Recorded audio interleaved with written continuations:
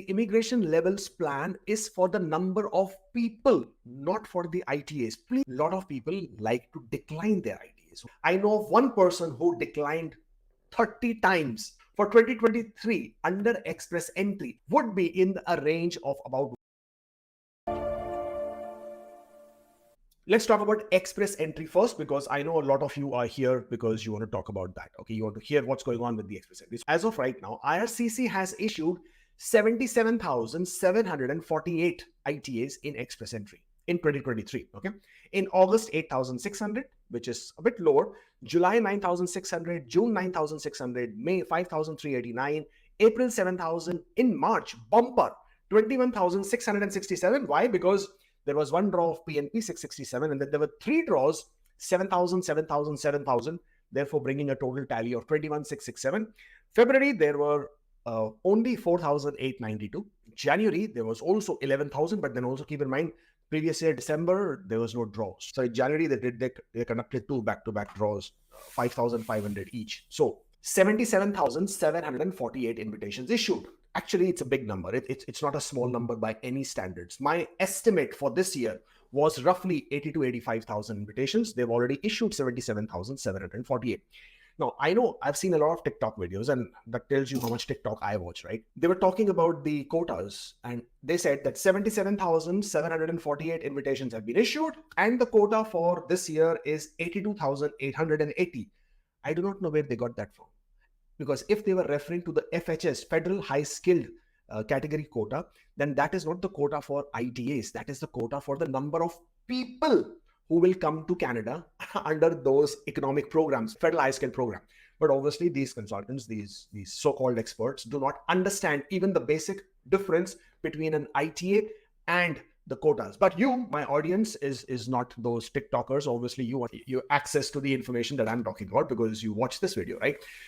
ITAs are invitations to apply in express entry. FHS, Federal High Skilled, are the categories that are indicated for invitation in express entry, right? The quotas, let me see if I have that here. This is the 2023 immigration level plan from IRCC. Now, if you see Federal High Skilled, number one, where it says number one, right? That is 82,880.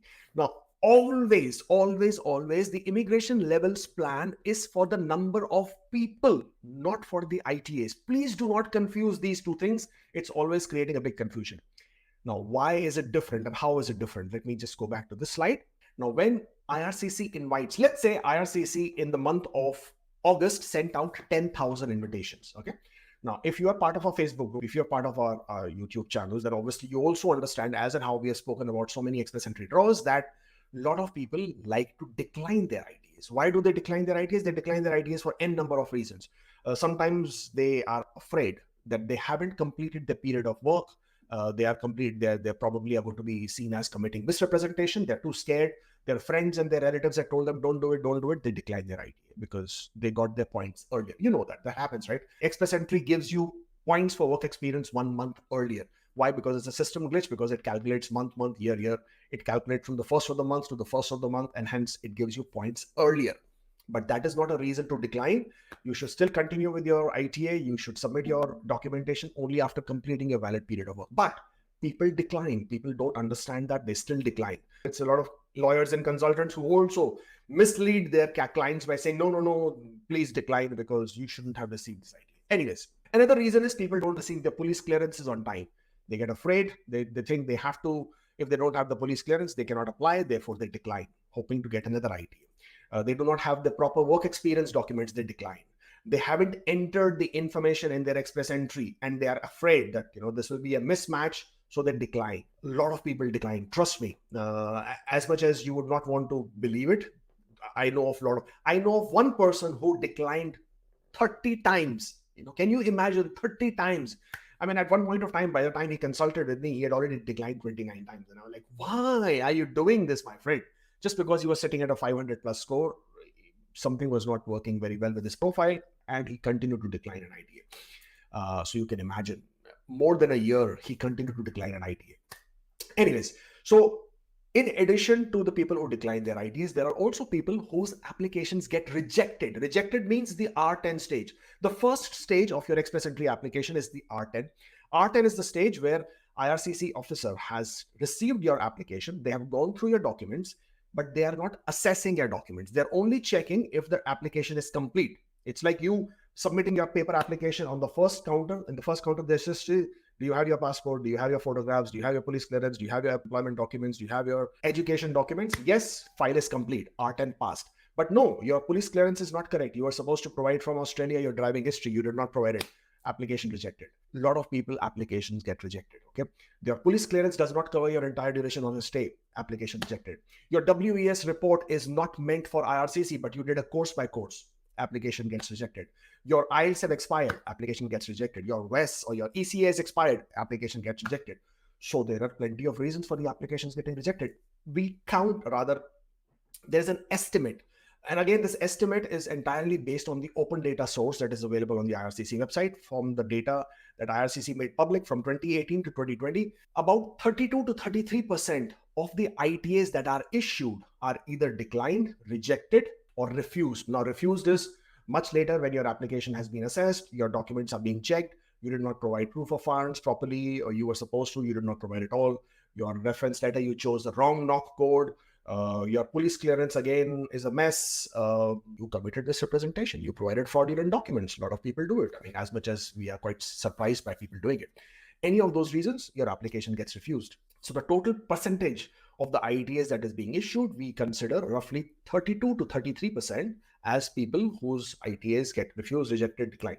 So you can imagine out of 77,748, about 30, let's take a round figure, 30% would have been declined, refused, rejected. So basically, IRCC will issue additional ITAs to come back to the number. Now, each ITA also does not mean it is for one person.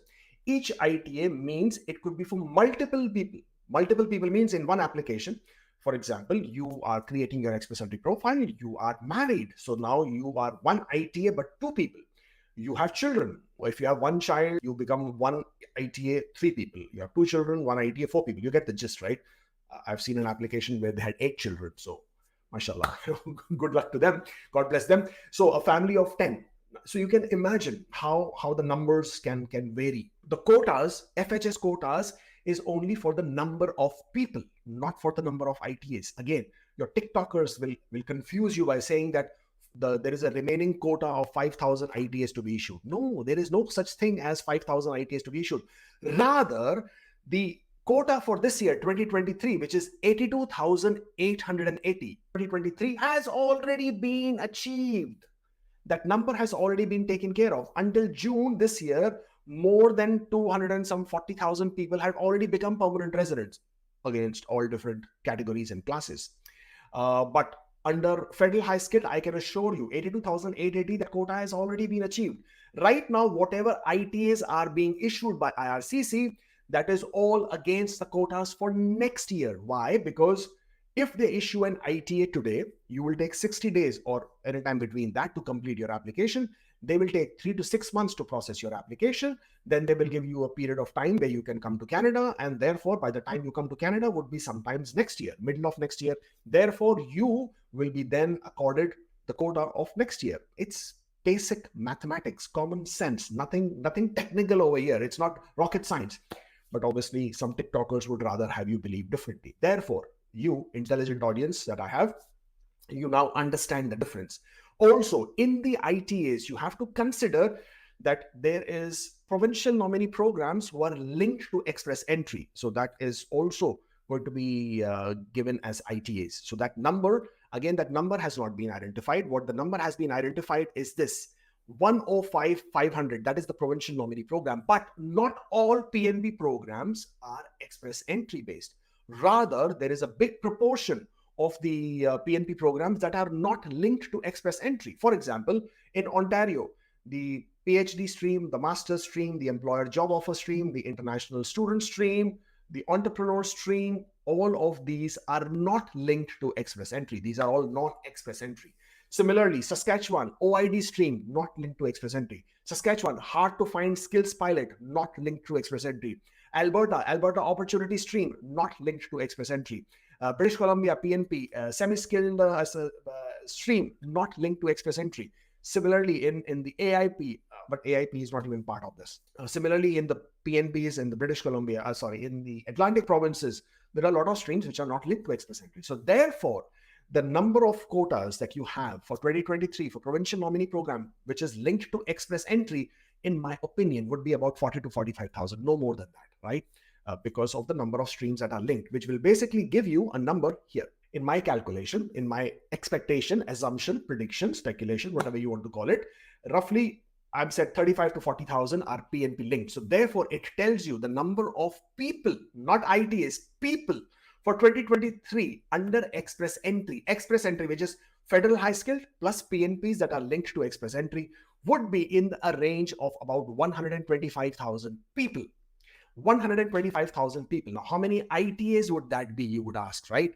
Now, if one ITA could be multiple people, and we do not know how many people, again, you will go back to the IRCC's website, you will check the open data sources, you will see how many people came, how many ITAs were issued, you will come to an average number. We calculate one successful ITA to equate to 2.23 people average, okay? That's how you come to those numbers. I'm just giving you this explanation because so many people have these confusion as to how do you come to these numbers. This is how I come to these numbers. I mean, it's not figment of my imagination. I'm not just dreaming of these numbers. I do not wake up and say, okay, let me go with 2.23. No, it's completely on the IRCC website, the open data source. You calculate how many people have come to Canada through different streams, how many actually arrived in Canada in that particular year, how many ITAs were issued, how many were declined, refused, rejected, and then you calculate that. That's when you come to a number. 2.23 is the number that I have, that I use for these calculations, and this is the background. Therefore, please understand that the number of ITA is not the same as the annual PR quota. PR quota is for the number of people, number of ITAs is different. And for this year, 2023, the quotas have already been done and finished. You will see by the time we come to December, you will see IRCC announcing that we are almost touching 500,000 people who will be coming to, who have already arrived in Canada as permanent resident. Therefore, if we now come to the understanding or how many people are to be invited this year, nobody knows, right? I do not have that number because I do not have a live count of what is happening. But what's happening with express entry, right? And that is another thing that a lot of people are wondering, why the draws have not been conducted. The last draw, which was conducted by IRCC for express entry, was on the 15th of August. 4,300 invitations were issued. 496 was the CRS code. That obviously allowed a lot of people the luxury of being hopeful that the scores are going to drop further. 490s would be happening, 480s could be happening, etc. However, IRCC played a different roll of dice, and therefore now you are sitting at a point where IRCC hasn't even conducted a draw. Now, I have a couple of theories to this. One, they are rethinking what they're planning to do with this. That's the first thing. Number two, we are expecting Mark Miller to receive a new mandate letter from Justin Trudeau.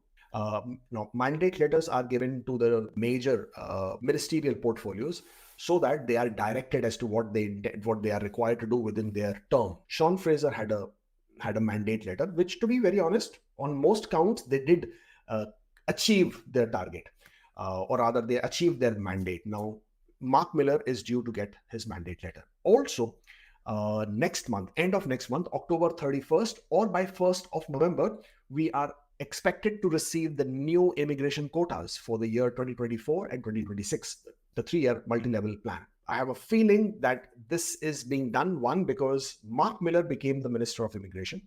The draws continued. It did not allow a lot of time for the new minister to come and make any changes, any policy decisions, anything at all, because the draws were still happening.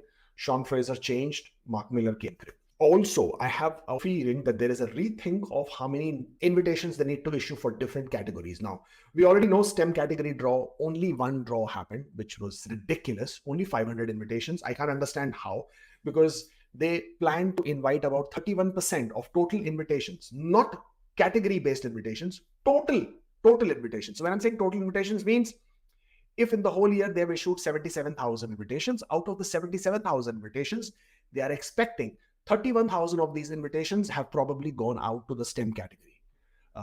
Those 31 could be through the PNPs, could be through the express entry, regular draws, or of course the STEM category-based draws.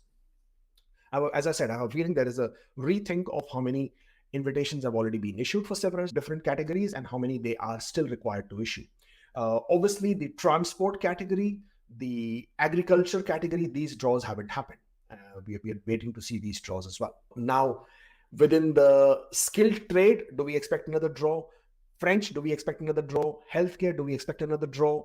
And of course, STEM, do we expect another draw? Before these draws to happen, I am expecting that they would conduct the transport and the agriculture draw, and then probably come back to the other category draws if they have to or not. But we are coming pretty close to the end of the year now. We're already in the fourth quarter. And based on this, at this point of time, I was expecting a big regular draw, which happened, 4,300 invitations issued. Going forward from here until the end of December, I don't see much happening for the regular express entry. At least I don't expect anything happening because they still haven't cleared out the category-based draws, at least not for transport and agriculture. They will come back at some point of time to the healthcare because the expectation was about 4,500 to be invited for the healthcare. French, I am not sure because they have actually conducted a lot of French category draws. So that may not happen, but definitely I'm definitely expecting a STEM category draw to be conducted. Again, cannot say when. Overall, there is no way to speculate when the draw will happen. I have a very strong feeling that we should see a draw next week. It's a feeling. It's not coming out of any intelligent draw of data, just a feeling, pure intuition that we will be in the fourth week of the draw not happening. And it's just a feeling that there would possibly be a draw. 4 weeks is a good enough time for them to have gotten their heads figured out about whatever they were trying to figure out. So hopefully that should see the draw coming back, and we will have a better understanding of what the pool breakdown is looking like. If at all the regular express entry draws are to happen now, the scores are definitely above 500. Obviously, there are a lot of people who have received their nominations. So the express entry draw has to happen, right? Because IRCC has an obligation to conduct the provincial nominee program draws at least. So the PNP draws have also not happened. So this 3-week hiatus sort of doesn't give any clarity as to what's happening. So definitely I expect a draw next week. If nothing else, at least a PNP draw, because 1 month will be way too much for them to keep holding back on the draws, especially if not conducting a PNP draw. But apart from that, I do expect a PNP draw. I do expect a category-based draw. And with the PNP draw, just like what they have done earlier, they conducted, for example, if there were 2,000 people with the nomination, they invited 3,000 people, or they invited 2,500 people. I expect something similar to start with, probably Tuesday. Let's see how Tuesday brings out. And from there on, probably a Wednesday, Thursday with a category-based draw. Fingers crossed. I stay forever hopeful. Let's see how that gets played out. If you're still here, then please do subscribe to the channel. And of course, like, share, and do whatever you need to do with the video. Thank you so much. I shall see you next time.